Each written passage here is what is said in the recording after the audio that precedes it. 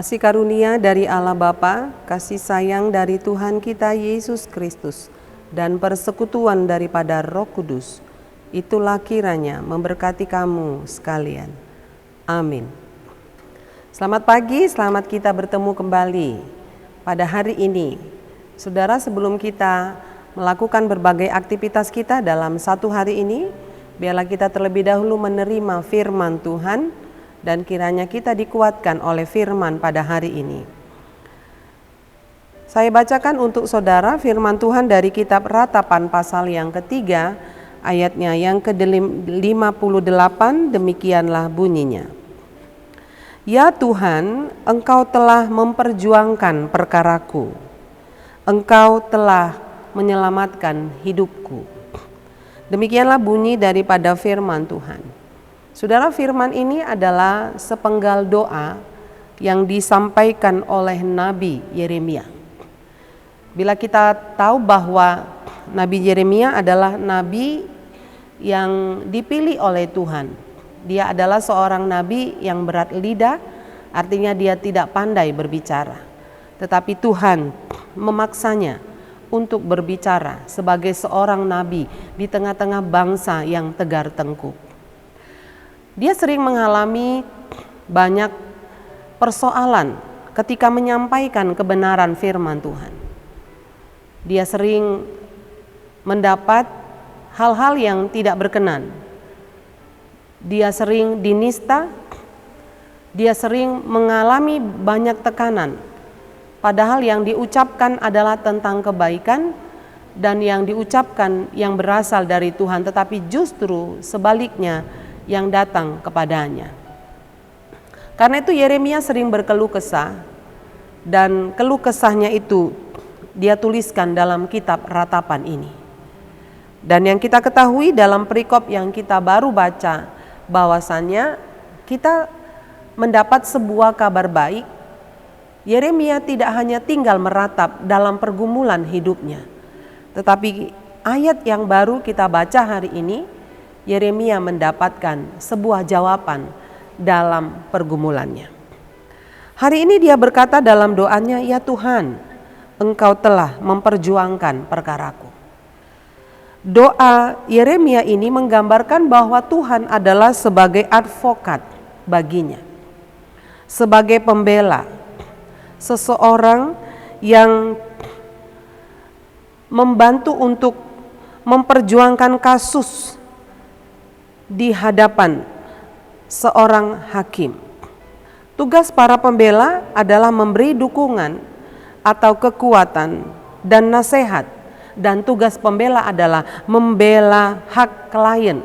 Nah, itulah yang dialami oleh Yeremia dalam perikop kita pada hari ini. Ketika dia menghadapi banyak tekanan dan bahkan dia diasingkan dan dia mendapat olokan dan nistaan, satu-satunya pembela yang dia jumpai dan satu-satunya tempat bagi dia untuk mengadu, memperkarakan perkara yang sedang dia alami adalah Tuhan, pencipta langit dan bumi, sebagai advokat dalam kehidupannya.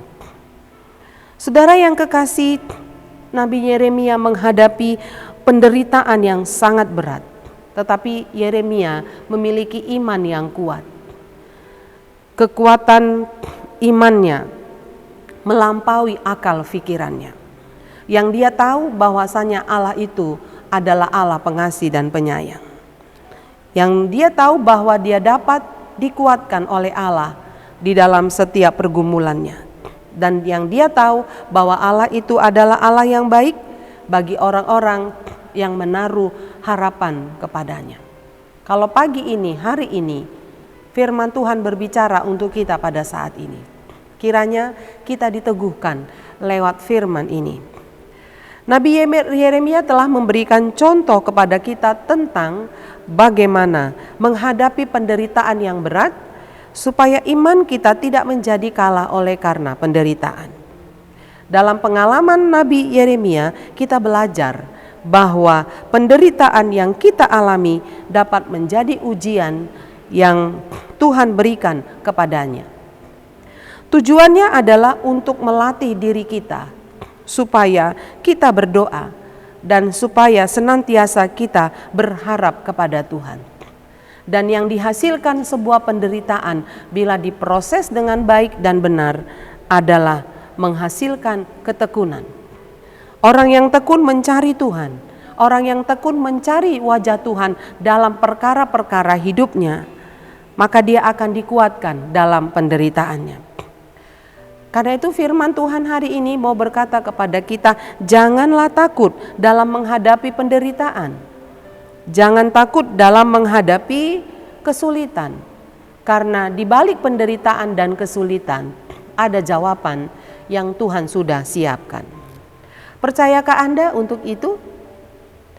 Karena itu Yeremia membagikan pengalamannya pada hari ini dan menjadikan sebuah doa, dan doanya telah dijawab oleh Tuhan, dan ini merupakan sebuah kebenaran. Dan hendaklah jiwa kita ketika kita sudah berdoa adalah jiwa yang selalu bersyukur, dan rasa syukur itu menghasilkan sebuah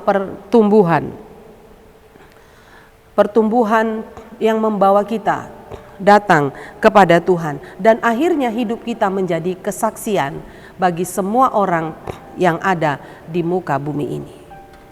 Karena itu saudara, yakinlah bahwa Tuhan akan menyelamatkan kita. Saudara yang tahu apakah kesulitan yang sedang kita hadapi pada saat ini. Seperti ada satu lagu, banyak perkara yang kuhadapi. Tetapi biarlah semua perkara itu kita serahkan kepada Tuhan, Sang Advokat kita, Sang Pembela kita. Allah adalah pembela yang benar, asal kita memposisikan diri kita sebagai klien yang baik. Klien yang baik adalah tidak ragu kepada Sang Advokat. Klien yang baik adalah dengan tulus dan jujur menyampaikan masalah-masalah kehidupannya. Dan dia dengan baik dan benar secara terbuka menyerahkan masalahnya ke dalam tangan Sang Pembela itu. Demikian hidup kita, saudara. Kita serahkan kepada Tuhan dengan sungguh-sungguh dan dengan serius. Dengan kekuatan, dengan keyakinan bahwasanya Allah sanggup untuk membela kita apapun perkara kita. Maka jalan keluar sudah Dia siapkan untuk setiap orang yang berharap kepadanya. Saudara, sungguh indah firman Tuhan pagi ini. Silakan untuk melakukannya, maka tidak ada kerugian di dalamnya. Justru yang ada adalah kekuatan. Seperti lagu dalam buku Ende berkata, tung halak namar gogodo si partang yangi dok dokpe si taonon dang olo talui. Ketika kita menyerahkan perkara kita dalam doa-doa kita kepada Tuhan, artinya kita telah menyerahkannya kepada Sang Advokat itu, dan Sang Advokat itulah yang akan memproses perkara-perkara hidup kita. Tanpa kita pikir-pikir dan tanpa kita sadari, Tuhan bekerja untuk menolong setiap perkara-perkara kita.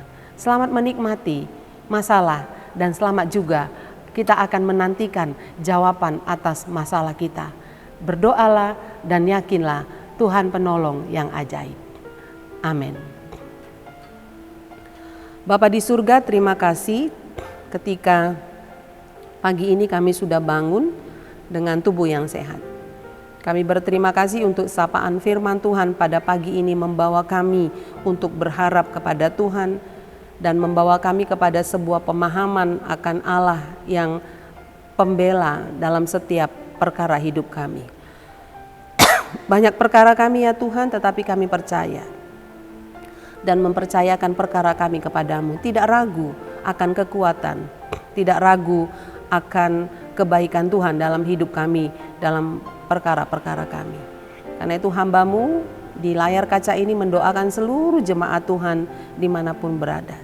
Mulai dari anak-anak kami yang kami cintai, yang masih kecil dalam bertumbuh kembang, kiranya Tuhan memberkati menjadi anak yang kuat, anak yang tangguh. Ketika mereka menduduki masa-masa belajar di sekolah, Tuhan beri kekuatan dan hikmat pengertian kepada anak-anak kami untuk bertumbuh pinter secara intelektual dan bijak secara sosial dan emosi. Berkati juga semua orang tua jemaat-Mu dimanapun berada, supaya diberikan kesabaran, keterampilan, dan hikmat untuk mendidik anak-anak kami ke jalan yang diberkati oleh Tuhan. Kami berdoa setiap pergumulan anak-anak Tuhan dimanapun berada, Engkau yang mengetahui mungkin setiap rumah akan mendapati banyak kesulitan. Tetapi kami percaya Tuhan juga sudah siapkan jalan keluar di setiap rumah-rumah anak-anak Tuhan dimanapun berada. Asal kami menyerahkan perkara hidup kami kepada Tuhan dengan iman dan dengan sungguh-sungguh. Kalau ada jemaat-Mu yang dalam keadaan sakit, mungkin di rumah sakit, ya Tuhan Yesus, hamba-Mu berdoa dan kami semua berdoa dengan sungguh-sungguh. Tuhan memberkati mereka, Tuhan kuatkan mereka untuk melalui proses kesembuhan itu. Jangan biarkan mereka putus asa, tetapi biarlah mereka berharap sungguh-sungguh kepada Tuhan. Kalau ada yang menderita karena persoalan-persoalan hidup ekonomi, ya Tuhan, angkatlah kehidupan mereka. Berikanlah ya Tuhan berkat yang berlimpah atas kehidupan mereka. Taruhkanlah di hati mereka keyakinan bahwasanya Tuhan menolong. Kami berdoa buat penderitaan yang dialami oleh jemaat-Mu karena anak-anak, Tuhan kuatkan mereka untuk menghadapi anak-anak mereka dengan kesabaran dan hikmat pertolongan dari Tuhan. Berkati gereja ya Allah, kuduskan gereja kami, pulihkan gereja kami, sehingga gereja kami dengan baik dan benar menyampaikan pemberitaan firman Allah, sehingga semua isi gereja adalah orang-orang yang takut akan Tuhan, takut melakukan kejahatan, tetapi lebih suka mengedepankan kejujuran dan kebaikan. Terima kasih ya Tuhan, Engkau akan mendengarkan doa kami. Doa orang-orang yang tulus, doa orang-orang yang jujur akan didengarkan oleh Tuhan. Dengarkanlah kami ya Allah, dalam Kristus Yesus kami berdoa dan mengucap syukur. Amin. Shalom, selamat pagi, selamat kita beraktivitas. Nama Tuhan ditinggikan dan dimuliakan.